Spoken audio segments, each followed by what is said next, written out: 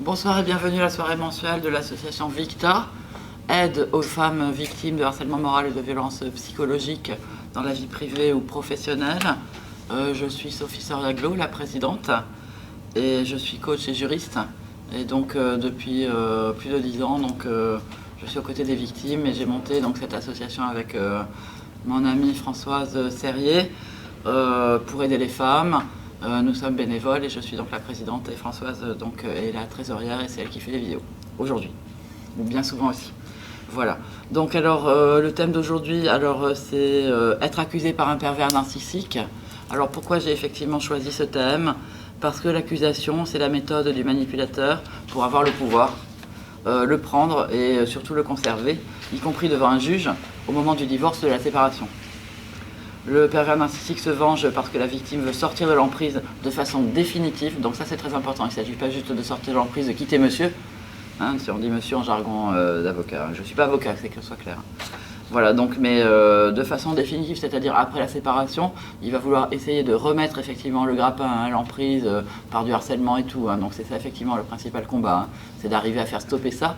Mais donc le pervers narcissique ne va pas supporter que la victime veuille sortir de l'emprise de façon définitive. Il va donc assurer sa vengeance par l'accusation pour faire oublier que le pervers c'est lui et ce n'est pas vous. Alors donc je vais faire ce topo, donc cette conférence en 3 parties. Premièrement, donc l'accusation, comment ça marche. Deuxièmement, l'accusation, à quoi ça sert. Et ensuite, une petite métaphore qui est une méthode de coaching. À la métaphore, on raconte une histoire, ça donne une image qui permet de comprendre. Pour effectivement développer le côté sur l'accusation, pourquoi et comment donc on est accusé, et quel est pour moi le sens, je dirais même philosophique, d'aider les femmes qui sont effectivement accusées, et même je dirais condamnées à mort, parce que le harcèlement moral, le but c'est d'aller jusqu'au suicide, c'est d'aller jusqu'à vraiment la destruction de la victime, en lui prenant ses enfants, son argent, on la ruine, enfin voilà, donc il lui reste plus rien après. Donc c'est comme une condamnation à mort sociale en fait, et parfois même physique, parce qu'il y en a beaucoup qui finissent par tomber malades, enfin vous savez tout ça déjà. Alors donc, premièrement, donc, l'accusation, comment ça marche? Alors d'abord, l'accusation du pervers narcissique envers sa victime, le plus souvent c'est en miroir, d'accord? Il vous accuse de ce qu'il fait lui-même, et c'est comme ça d'ailleurs qu'on le reconnaît, et aussi donc en faisant ça, il donne des informations sur lui. Donc ça, il faut effectivement bien tendre l'oreille pour écouter les accusations, et ça révèle des choses sur lui-même. Mais c'est pas toujours en miroir, des fois c'est aussi selon un schéma stéréotypé que je vais vous expliquer, qui est effectivement donc la destruction et la dévalorisation, la dégradation de la victime, qui a déjà commencé d'ailleurs pendant la relation. Alors ce que je vais faire, c'est qu'en fait, voilà, c'est ce qui m'a donné l'idée de faire ce sujet aujourd'hui, c'est que j'ai pris des notes pendant mes coachings, et sur la liste des accusations, parce que chaque fois j'en entends de belles, et je me suis dit tiens, je vais prendre des notes, et puis je vais montrer, je vais expliquer sur des cas réels, quoi. Tout le monde me dit « Ah, mais ce que vous faites, c'est génial, j'ai l'impression d'entendre ma vie et tout ». C'est parce que c'est pas juste la théorie, c'est basé vraiment sur l'écoute des victimes et sur des histoires vraies, des cas réels, des choses vécues, d'accord. Donc, alors il y a les accusations, disons, par rapport à la société. Donc c'est premièrement, vous dénoncez aux services sociaux, mères maltraitantes, etc. Portez plainte contre vous pour diverses choses plus ou moins imaginaires, évidemment. Demander la garde exclusive des enfants, bien entendu, ou prendre vos enfants, donc c'est comme un vol.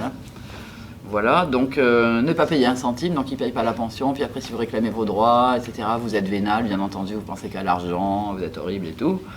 Alors, pire encore, donc vous faire interner en hôpital psychiatrique. J'ai eu plusieurs femmes que je connais, donc j'ai rencontré pas des clientes à moi, certaines que j'ai récupérées après, et d'autres que j'ai empêchées de se faire interner en expliquant effectivement comment on fait pour ne pas se faire interner. Voilà, donc c'est des histoires vraies, j'en connais des femmes qui ont été internées par leur mari. Donc faire placer vos enfants en foyer, s'il n'arrive pas à en avoir la garde, il va dire du mal de vous à la justice, aux services sociaux, au juge des enfants et tout. Le but étant que finalement, si vous les avez pas, si lui il les a pas, vous les aurez pas non plus. Donc il fait placer vos enfants en foyer, qui évidemment sont un enfer absolu. Je renvoie tout le monde au reportage de M6 sur les foyers où les filles sortent pour se prostituer, il y a une saleté crasse absolument infecte, les éducateurs font pas leur boulot, ils s'occupent pas des gamins, il y a des foyers aussi où il y a des abus sexuels, donc il y a des éducateurs pédophiles, enfin bon, il y a eu plein de scandales, donc voilà, il y a de quoi s'arracher les cheveux, d'avoir ses enfants en foyer. Bon, ils sont pas tous comme ça, généralisons pas non plus, mais enfin bon, la plupart du temps, l'aide sociale à l'enfance manque de moyens financiers, etc. Alors, je n'en vends pas, c'est pas du complotisme, il y a un reportage de M6 sur le sujet, hein, voilà. Et donc, alors ensuite, montez vos enfants contre vous, bien sûr, hein, ça aussi, c'est par l'accusation à la vengeance, hein, donc la vengeance et l'accusation, hein, puisque donc il va dire à vos enfants des horreurs sur vous, il va acheter leur affection, en leur offrant des cadeaux, vous évidemment, ils ne payent pas la pension, vous n'avez pas un centime, donc vos enfants, ils ne sont pas contents chez vous parce que maman est pauvre, hein, les gamins, surtout de nos jours, hein, surtout Aldo, sont matérialistes, bien entendu, voilà, donc...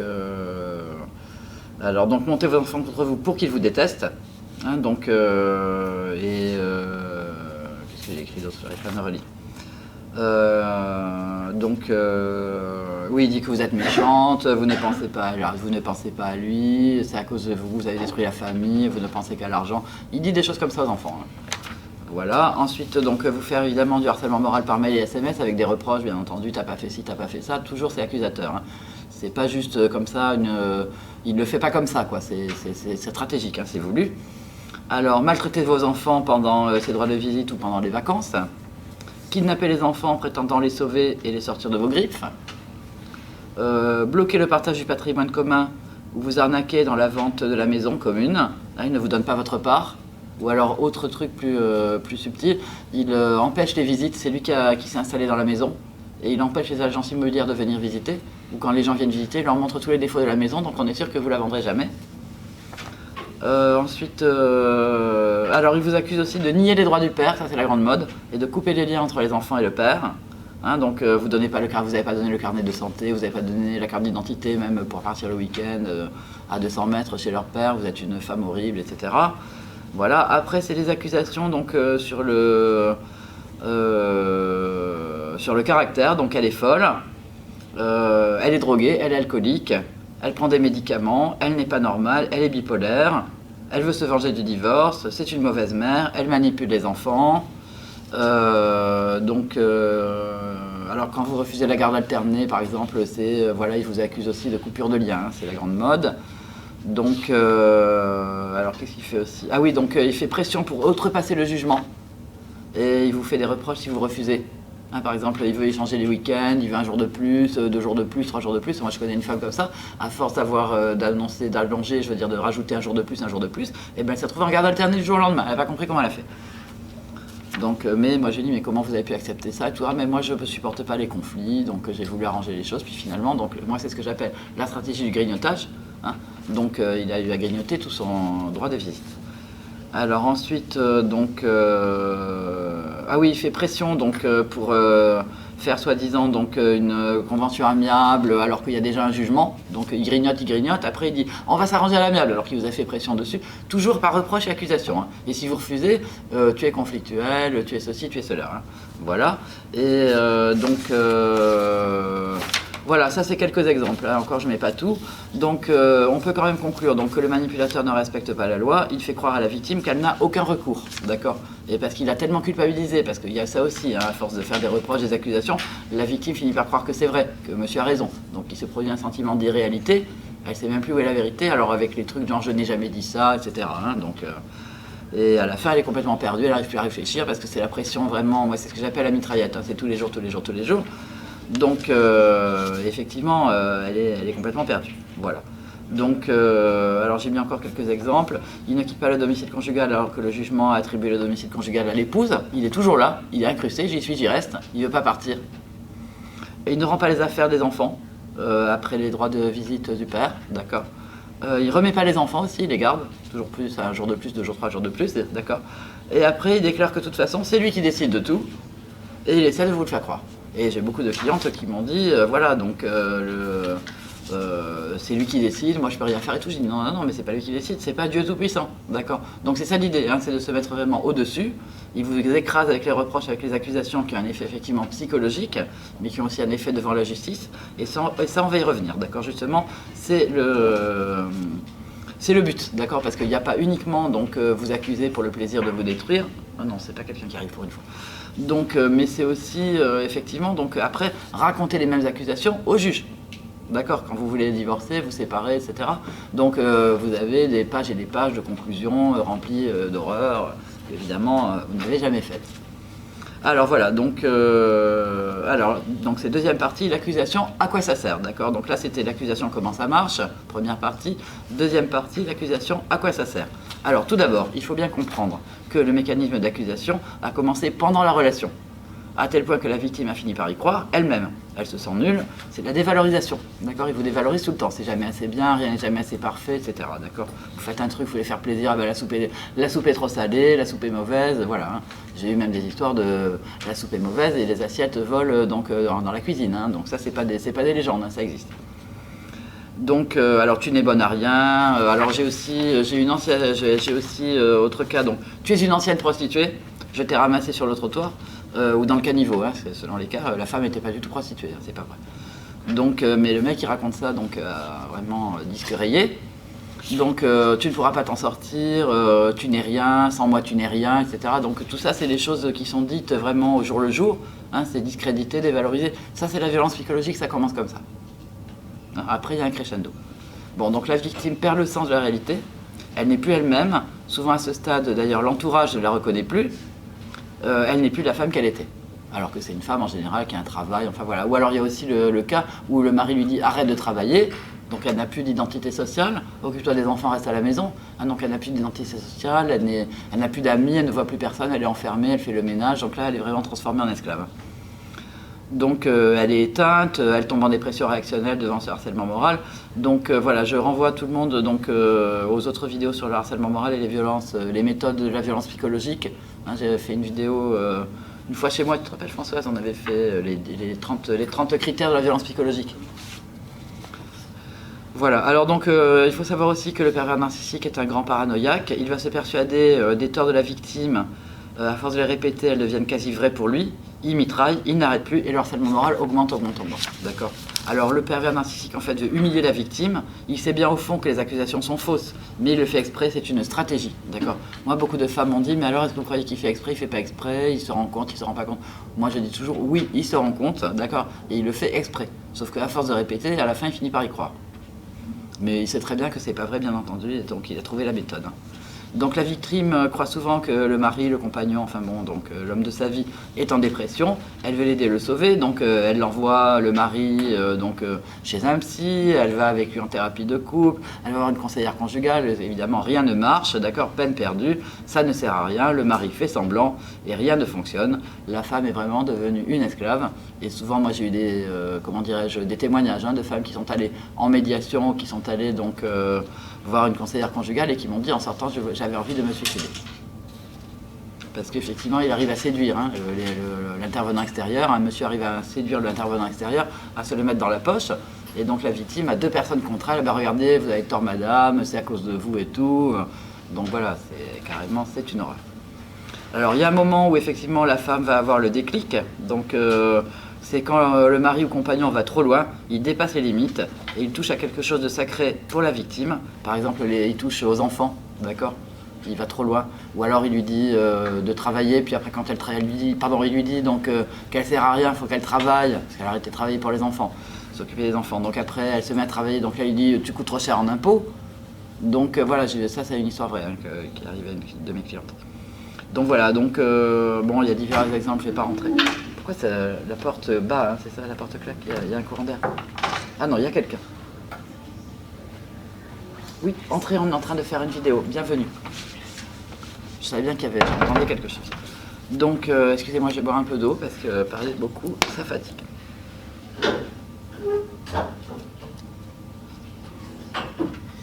Asseyez-vous en respectant la distance, s'il vous plaît. Merci. Alors, donc, on arrive à un point, d'accord, où c'est allé trop loin, les limites sont dépassées, ou alors il y a aussi souvent des personnes de la famille qui interviennent. Je te reconnais plus, etc. Donc, le déclic arrive, ok, et la victime décide de rompre. Et là, donc, les accusations repartent encore plus fort, parce qu'elle décide de rompre, effectivement, pour s'en sortir et arrêter d'entendre ce disque rayé qui la persécute, d'accord. Donc, mais justement, les accusations repartent encore plus fort. Et c'est devant la justice, cette fois-ci, que ça se passe, parce qu'il faut régler les aspects matériels de la séparation et du divorce. Donc c'est la garde des enfants, la pension alimentaire, la vente de la maison ou du patrimoine commun du couple, l'attribution du domicile conjugal à la séparation pour ne pas se retrouver à la rue avec les enfants, voire sans eux, si monsieur le PN vous les vole. Donc pour moi c'est vraiment un vol, hein. C'est que les enfants c'est quand même la chair de votre chair, même si effectivement les papas égalent les mamans et compagnie, c'est vos enfants, c'est vous qui les avez portés dans votre corps, dans votre chair. Et effectivement le lien mère-enfant est très très important et il n'est pas toujours toxique, hein, n'est-ce pas? Comme le prétendent tous ces messieurs qui me font des insultes sur YouTube.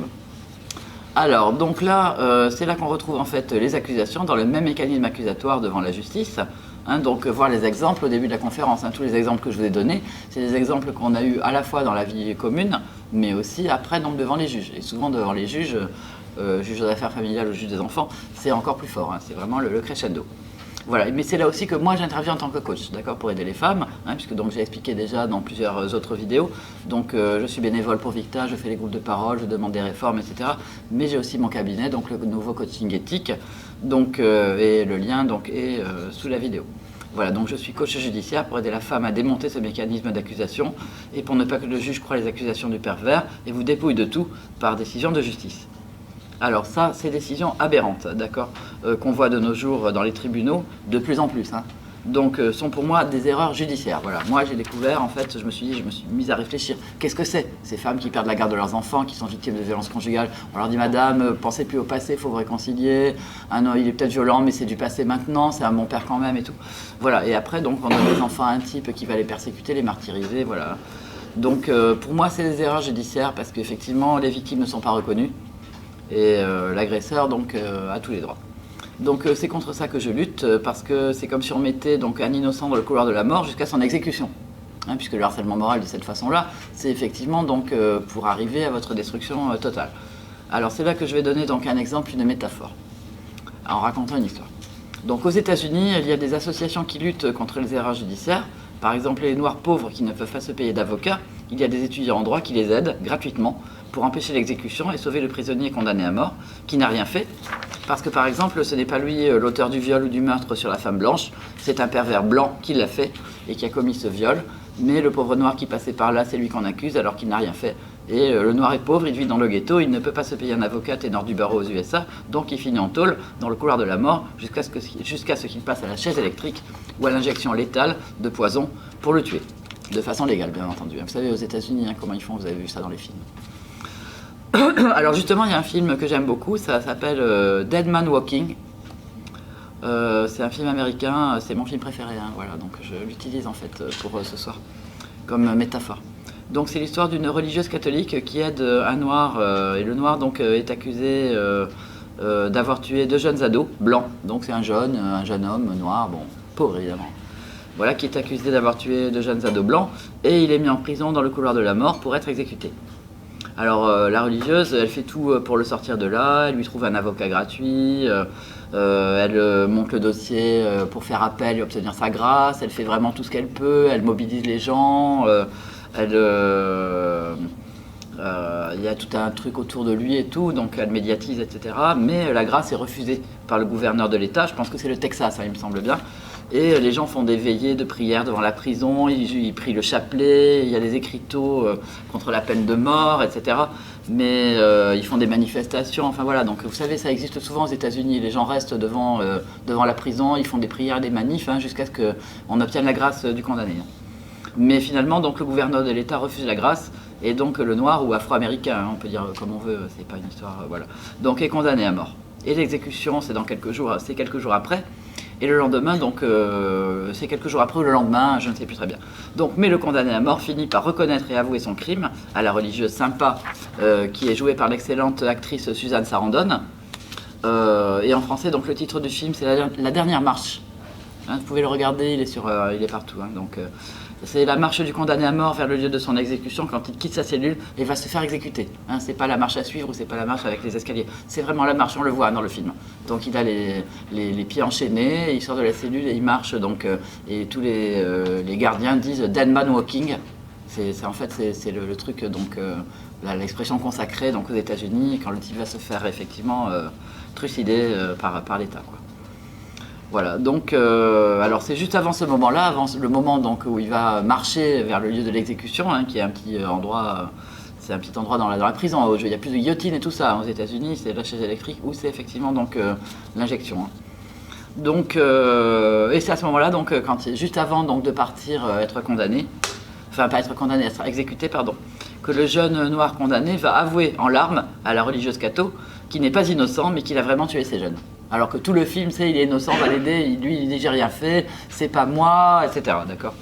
Donc, et la sœur donc, va l'aider au plan de la spiritualité à assumer son acte et à reconnaître ce qu'il a fait pour pouvoir se présenter devant le Christ en vérité, puisqu'il sera mort dans 5 minutes, il vaut mieux au moins dire la vérité au Seigneur au jour de sa mort, au lieu d'être jugé non seulement comme criminel, mais en plus comme menteur. Donc là, il y a tout un cheminement qu'il va faire avec elle, tout le temps, tout le film, on croit qu'il est innocent, elle le défend, etc.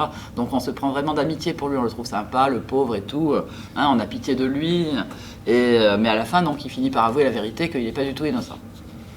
Donc, et à la fin du film, donc, le jeune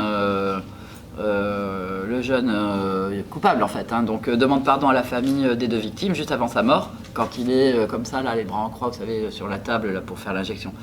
Donc il demande pardon et tout, parce que vous savez qu'aux États-Unis on peut assister aux exécutions. Donc, et à la fin, la famille, donc remplie de haine, ce qu'on comprend très bien évidemment, tout ce qu'ils voulaient c'est qu'il soit exécuté. Donc, et qui avait milité pour l'exécution, etc. Parce qu'il y avait le camp pour et le camp contre l'exécution dans le film. C'est un film américain avec des bons sentiments, bien sûr.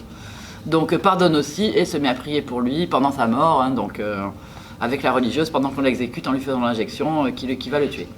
Donc bon, bien entendu, c'est un film qui fait un petit peu bon sentiment et tout, mais c'est une histoire vraie, c'est ça qu'il faut savoir. C'est qu'en fait la sœur, donc la religieuse qui est jouée par Suzanne Sarandon, qui est excellente, j'adore cette actrice. Donc en fait c'est une vraie personne à qui cette histoire est vraiment arrivée. C'est la religieuse donc Hélène Préjean, aux États-Unis, donc qui a écrit un livre là-dessus et qui a vécu cette histoire et qui milite maintenant donc non pas contre l'avortement, n'est-ce pas, mais contre la peine de mort. Voilà. Donc c'est vraiment une histoire très touchante, on voit vraiment que c'est une histoire vraie. Et on voit bien comment la sœur, elle s'est quand même fait plus ou moins balader pendant toute la première moitié du film. Et qu'à la fin, elle se dit il y a quand même un truc, elle trouve ça bizarre et tout. Et c'est elle qui arrive finalement à le faire arriver au repentir, et je dirais même à la rédemption, parce que la rédemption c'est un grand thème dans les films américains. Mais aussi dans la vie de tous les jours. Voilà. Alors pourquoi cette longue métaphore et quel rapport avec nous, les victimes de pervers narcissiques, condamnées à mort par les défaillances de la justice en France, alors que nous sommes vraiment innocentes et nous ne faisons pas semblant comme le meurtrier dans le film. Voilà, c'est là où je veux en venir, pourquoi j'ai raconté cette histoire. Parce que donc il y a en fait plusieurs histoires dans ce film, et donc il y a plusieurs enseignements dans ce film. C'est une grande métaphore. Alors premièrement, celui qui est condamné est peut-être innocent, celui qui est condamné excusez-moi, je n'arrive pas à me relire. Celui qui est condamné, peut tout à fait être innocent. En fait, au début, la sœur le croit innocent. Et nous aussi, le spectateur, on le croit, d'accord ? En fait, il fait la grosse comédie de l'innocent condamné à tort. Le meurtrier, c'est pas moi, c'est quelqu'un d'autre, donc il accuse son complice, en fait. Ils étaient 2, l'autre a été condamné à perpétuité, lui, il a pris la sentence, la peine capitale. Donc pendant tout le film, il dit c'est pas moi, c'est l'autre, c'est pas moi, c'est l'autre. Bon. Donc, mais elle, donc la religieuse, elle est généreuse, etc. Donc elle le croit et elle veut le sauver. Elle veut donc faire transformer la peine capitale en condamnation à perpétuité. Et elle veut lui obtenir la grâce, elle veut lui sauver la vie, d'accord. Et nous aussi, les spectateurs, on veut que la sœur le sauve. On ne veut pas qu'il soit condamné à mort. Il est sympa. Bon, il est effectivement mal élevé, raciste et tout, mais on se dit sexiste, pardon. Mais on se dit après tout c'est peut-être pas sa faute, il vient d'un milieu défavorisé, etc. Bon. Donc on le trouve quand même assez sympa et surtout on a la peine pour lui parce qu'on voit combien il souffre, il est dans la prison, vous voyez, il va être condamné, etc. Bon. Donc on veut pas qu'il soit condamné à mort. Alors là c'est quoi la parabole de ça? C'est quoi la métaphore de ça? D'accord? C'est comme le pervers narcissique qui fait l'innocent devant le juge. Tout le monde a compris? Voilà. Donc devant le JAF, juge des affaires familiales, juge des enfants, d'accord? Donc le juge a de la compassion pour ce pauvre pervers narcissique, comme il pleure, genre dès qu'il pleure devant le juge. Regardez la vidéo qui a eu un grand succès. Donc que j'ai faite là, pourquoi le pervers narcissique n'est pas un bon père. Et les pères, donc ils pleurent devant le juge des affaires familiales. Mes enfants me manquent. D'accord? Le mec, il a violé ses enfants, mes enfants me manquent. Voilà, donc, mais le juge a la compassion donc, et veut sauver le pervers narcissique qui fait l'innocent. Et ça, effectivement, c'est pour ça que c'est très important, d'accord, de démasquer tout ça dès le début des procédures, d'accord. Parce que le mec, c'est un gros comédien, il vous a fait la comédie à vous pendant 10 ans, 20 ans, et puis après, il va la faire à tout l'entourage. Il a souvent retourné votre sœur, votre frère contre vous, votre famille contre vous. Vous découvrez dans les, comment dirais-je, c'est arrivé à une de mes clientes récemment, donc... vous découvrez que votre sœur a témoigné contre vous dans la procédure en disant que vous êtes horrible, etc. Enfin voilà. Hein. Donc il a fait la comédie à tout le monde, c'est un comédien professionnel, d'accord. Il a peut-être pas fait l'école, donc le conservatoire, d'accord, mais il n'en a pas besoin, c'est naturel chez lui. Hein, il vous a arnaqué, il va arnaquer le juge. Voilà, c'est pour ça que moi je parle d'erreur judiciaire. Et si on voit bien que par exemple donc, ce meurtrier dans le film, La Dernière Marche, hein, Dead Man Walking, a réussi quand même à arnaquer tout le monde. Il a arnaqué la religieuse, il a arnaqué tous les gens qui prient pour lui tous les jours pour qu'il soit sauvé. Enfin voilà, la seule personne qui l'a pas arnaqué, c'est le juge, qui a été quand même condamné. Donc voilà, mais ça effectivement, donc c'est la même chose, d'accord. Le coupable qui se fait passer pour innocent, qui attire la compassion vers lui pour gagner donc son procès. Et pour effectivement finir de détruire la victime, hein, parce que c'est ça l'enseignement suivant. Donc deuxièmement, voilà, donc premièrement, donc, le coupable qui fait l'innocent et qui fait la comédie, donc ça ressemble au PN dans le tribunal, d'accord. Après la séparation, il veut les enfants, c'est un pauvre père malheureux et tout. Et après, deuxièmement, donc malheureusement, le pervers narcissique n'est pas innocent du tout, hein, c'est comme dans le film. Ok, le pervers narcissique est un meurtrier psychique, hein, donc par le harcèlement moral, il fomente la mort et le suicide donc, de la mère victime, et il détruit les enfants. Les enfants sont témoins de la violence conjugale, donc ils sont victimes, d'accord, que ce soit violence psychologique ou physique, d'accord. Si toute la journée vos enfants ils entendent oui, la soupe est mauvaise, t'es nul, tu sers à rien et tout, hein, les enfants effectivement sont traumatisés, d'accord. Donc le père va détruire le lien, hein, mais aussi donc traumatiser les enfants qui vont eux-mêmes après se sentir dévalorisés. Souvent aussi ils en prennent une claque au passage, et aussi donc tu es nul, tu sers à rien. J'ai eu un cas là, le père depuis sa naissance, il disait au fils, tu es un taré. Vous vous rendez compte, le gamin depuis sa naissance, il a toujours entendu qu'il était un taré. Évidemment à l'âge de 5 ans, le gamin il a pété un câble. Bon.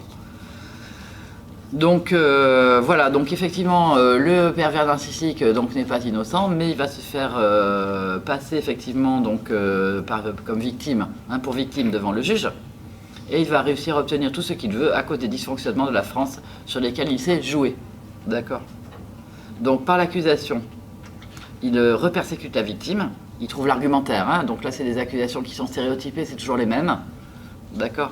Donc, qui ont d'ailleurs été étudiés par, vous pouvez trouver ça sur internet, je vais faire une vidéo là-dessus bientôt, donc par l'Accord Mauricie, qui est une organisation donc, de psychologues et de sociologues au Québec. Et ils ont étudié donc, en faisant des groupes de parole et de thérapie de conjoints violents condamnés par la justice. Ils ont étudié ce qu'ils ont appelé le processus de la domination conjugale et comment en fait l'homme violent, le conjoint violent, d'accord, accuse et surtout justifie et légitime l'agression, d'accord. Donc il y a tout un tas de trucs, on va pas en parler maintenant, je voulais faire maintenant, mais on va pas avoir le temps, ça va être trop long. Mais je ferai donc une vidéo sur le PDF, donc pas PDF, pardon, comment ça s'appelle, le PDC, pardon, processus de la domination conjugale. Voilà, non pas confondre avec PDF, c'est pas pareil.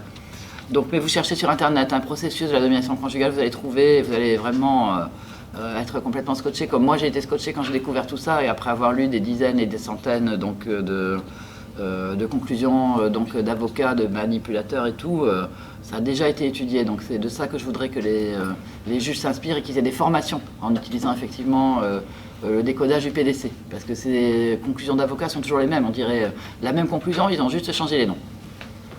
Donc on en est où ? Alors, on va faire une deuxième partie ? Ouais. D'accord, on fait une deuxième partie. Donc alors, être accusé par un pervers narcissique, deuxième partie. Donc par l'accusation, donc le pervers narcissique repersécute la victime, qui essaie de sortir de l'emprise de façon définitive et qui est sous le choc. Hein, quand elle reçoit des propos accusateurs du pervers narcissique dans ses conclusions d'avocat, avocat d'ailleurs souvent aussi pervers que lui, hein, parce que qui se ressemble, ça semble, ah oui, je vois des oui dans l'assistance, voilà, hein, vous avez remarqué aussi. Donc, quand elle reçoit aussi des mails et des SMS accusateurs du pervers narcissique sans arrêt, mais que la justice ne reconnaît pas le harcèlement moral par voie électronique, parce que le pauvre papa y communique, il essaie de s'exprimer, mais elle répond jamais. Ou alors elle dit qu'elle n'est pas d'accord, vous vous rendez compte comme ça le traumatise, ce pauvre homme. Bon, hein, donc c'est pas du tout reconnu, on arrive très peu à avoir de condamnation. Et enfin, donc, quand la victime prend connaissance du jugement accusateur, qui lui est défavorable à elle, d'accord. Parce que tout ça, c'est, comment dirais-je, c'est comme un cercle vicieux, d'accord. C'est une réaction en chaîne. Hein. Donc effectivement qu'il faut arriver à stopper en s'entourant de spécialistes. Alors donc voilà, donc moi je ne vais pas aider le pervers narcissique qui en plus de ça est sorcier qui subjugue le juge, l'expert psychologue et les enquêteurs sociaux pour se faire reconnaître comme le papa victime de la sorcière qu'il a épousée par malheur, le pauvre. Il n'est pas, et ce n'est pas sa faute, s'il a épousé, il ne savait pas, etc. etc. Vous voyez. Donc encore une fois, ça recommence depuis le début. Hein, ça recommence. D'accord. Et il y a le caractère effectivement répétitif, hein, qu'on retrouve d'ailleurs dans les critères légaux du harcèlement moral. Il faut que ce soit répété. Les agissements doivent être répétés. Donc tous les agissements sont répétés, mais comme les juges ne sont pas formés, ils voient ça comme un conflit parental et ils ne disent pas que c'est effectivement du harcèlement, malgré le côté répétitif. Donc la victime se prend des coups sur la tête, je veux dire, en permanence, ça n'arrête pas. Donc vous reconnaissez bien la version des valeurs, le travestissement des faits dont je parle. D'accord, monsieur est victime de madame. Hein. Donc, et je réponds ici donc, au mail accusateur et aux commentaires désobligeants sur les réseaux sociaux que je reçois, parce que moi aussi je suis accusé. D'accord, voilà. Donc soyons tous accusés ensemble. Donc alors voilà ce qu'on me demande, c'est pourquoi vous n'aidez pas les hommes victimes de femmes pervers narcissiques dans votre cabinet de coach. L'accusation suprême. Pourquoi Victa n'aide que les femmes? Nous aussi les pervers on a le droit que Sophie Soria nous aide.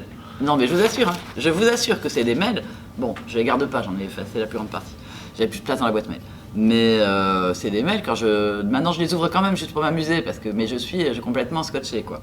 Bon alors donc bien sûr que non, donc la réponse est non, d'accord. Et je n'aide pas les hommes pervers narcissiques à se venger, d'accord. Et maintenant tout le monde comprend pourquoi, avec la parabole de la religieuse et du film. Hein, parce qu'ils disent je suis victime, mais en réalité, regardez, hein, il y a eu un film entier là-dessus. Et il y a plein de gens qui se sont fait arnaquer. Le texte assorti a fait des prières pour gracier un criminel. Un mec qui a fini par avouer qu'il avait tué 2 personnes quand même. Hein. Voilà. Donc alors je veux bien aider les pervers, alors je vais quand même faire une petite précision. Je veux bien aider les pervers, mais à une condition, et une seule, qu'ils reconnaissent leurs actes devant la justice et qu'ils stoppent leur entreprise de destruction des autres, en particulier femmes et enfants, mais aussi employés, salariés et concurrents. Parce que la plupart harcèlent aussi au boulot. Hein. Ça, j'ai beaucoup de témoignages là-dessus. Alors, et qui s'engagent donc à réparer en payant de l'argent pour réparer donc tout le tort qu'ils ont fait. Ceux-là, ceux qui sont sincères dans le repentir, je veux bien les aider. Mais si vous m'en trouvez un, je vous félicite. Voilà. Hein, donc ça n'existe pas, pour l'instant. Donc je n'aiderai pas le pauvre homme victime de sa femme, soi-disant PN. Messieurs, vous pouvez arrêter de m'envoyer des mails où on m'offre de me payer à prix d'or mes services de coach anti-PN. Merci. Et vous pouvez aussi arrêter de me menacer si je refuse. Remercie. Voilà. Voilà donc comment je réponds aux accusateurs. Je ne réponds plus à leurs mails de violence, je réponds ici et je remets les choses au clair. Alors, celui qui fait la vérité vient à la lumière. J'aime beaucoup cette phrase. Celui qui fait la vérité vient à la lumière. Et c'est Jésus qui l'a dit dans l'Évangile, et c'est une parole de sagesse qui me guide toujours. Alors, ensuite, quel est le deuxième enseignement de cette histoire dans le film La Dernière Marche, réalisé en 1995 par Tim Robbins aux USA, avec Suzanne Sarandon. Hein, donc c'est le même film, je continue. Donc moi je lutte pour la modification de la loi en faveur des victimes, comme sœur Hélène Préjean, la religieuse, lutte contre la peine de mort aux États-Unis. D'accord. Donc je vous invite à lire mon livre blanc où je demande des réformes pour que le calvaire des victimes soit enfin reconnu et qu'on le stoppe, comme le demande la Convention d'Istanbul du Conseil de l'Europe, le Grévio du Conseil de l'Europe et le Haut Conseil de l'égalité de la France aussi, hein, dans un récent rapport en date du 9 octobre 2020. Le rapport donc, du Haut Conseil de l'égalité m'a été envoyé donc, hier en fait par une de mes clientes, une victime, qui défend son enfant martyr devant un père violent et à qui j'ai obtenu donc une MIJ, mesure d'investigation judiciaire éducative. Je ne suis pas avocat, mais on a le droit d'écrire au procureur, donc on a écrit au procureur. Elle a obtenu donc une mesure d'investigation judiciaire éducative et elle est maintenant donc en train d'être... Enfin, il y a une investigation pour savoir si oui, c'est vrai, l'enfant a vraiment été maltraité, etc. Donc, ou si au contraire, c'est madame qui accuse monsieur, qui est un pauvre innocent, qui n'a rien fait, hein, juste pour couper les liens entre le père et l'enfant. Hein, le privé de sa fille, comme ils disent, privé. Hein. Voilà. Donc, j'insiste quand même sur le fait que je ne suis pas avocat. Hein. Donc, voilà. Donc, effectivement, il y a beaucoup de personnes qui voudraient que ça change. Donc, je souhaite que l'État aussi s'y mette, hein, puisque donc, le rapport du Haut Conseil de l'égalité, c'est quand même un truc officiel. Et ils reconnaissent le harcèlement judiciaire. Ils appellent ça harcèlement procédural. Voilà. Hein, donc, là, j'ai des cas de 13 procédures en 10 ans. J'ai un autre cas de 8 procédures en 3 ans. Chaque fois pour obtenir la garde exclusive ou la garde alternée de l'enfant, avec des violences à la clé. Donc ça, il faut que ça s'arrête, il faut que ce soit reconnu. Hein, donc voilà. Alors voilà, donc je vais conclure là-dessus en disant, voilà, Marilène, je vous aime, Véronique, je vous aime, Sarah, je vous aime, et vous toutes victimes, je vous aime, et je vous fais des attestations. D'accord, au nom de Victa. Est-ce qu'on va me mettre en prison pour ça? Merci de m'avoir entendu. Je m'adresse ici à l'État parce que je veux sortir du martyre que l'État impose aux victimes de violences intrafamiliales en France. Et ce n'est pas normal, tout ça. Et qu'on nous condamne à mort, ce n'est pas normal non plus. Et donc on veut que la loi qui punit les agresseurs et protège les victimes soit enfin appliquée. Et les vraies victimes, bien sûr. Voilà, merci. Tu peux couper. Voilà. Victimes, nous vaincrons.